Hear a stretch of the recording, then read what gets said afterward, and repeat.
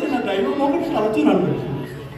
అశాశ్వతమైన ఈ దేహం ఆ ఒక్కంటి కంటి మంటల కాపుకు చేసి శాశ్వతమైన మోక్ష దుర్గమును కైవసము చేసుకునవలనన్న ప్యారాసిక ఫలితముగా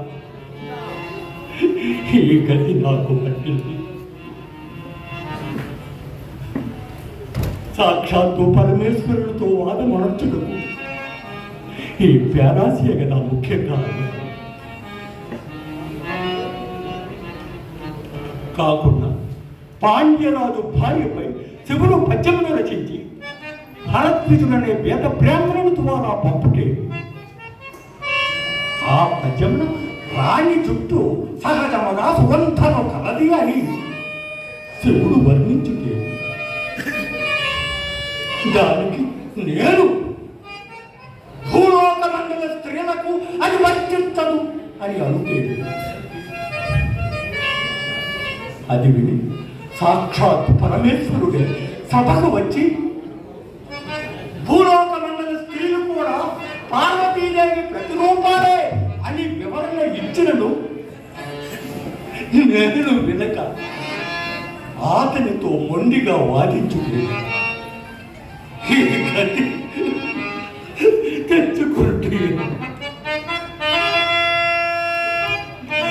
అక్కడ ఉన్న అందరి కవుల వలె నేను ఓడకొనుతో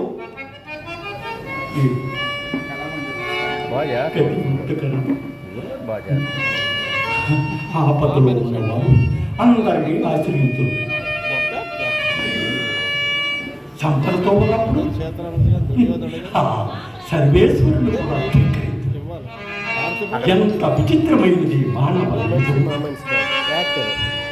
అలా నేను పాండ్యరాజ ఆస్థాన కవిగా ఉన్నప్పుడు ఏ గద్యలో మునగలేదు, ఏ క్షేత్రంలో సందర్శించలేదు. ఈ దుర్గతిని మాపుకొరకు ఎన్నో తీర్థములు, ఎన్నో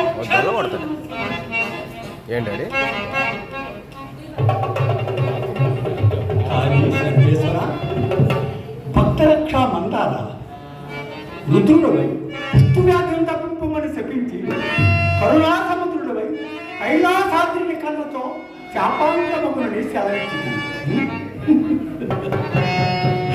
ఎక్కడ కైలాస శిఖరము, ఎక్కడ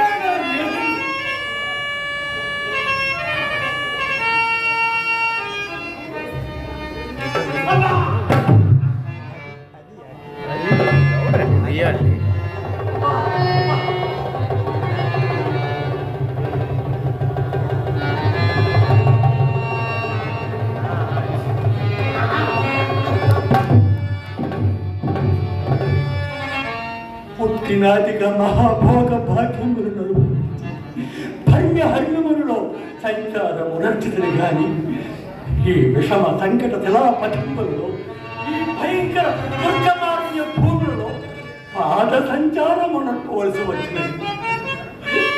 కలలో కూడా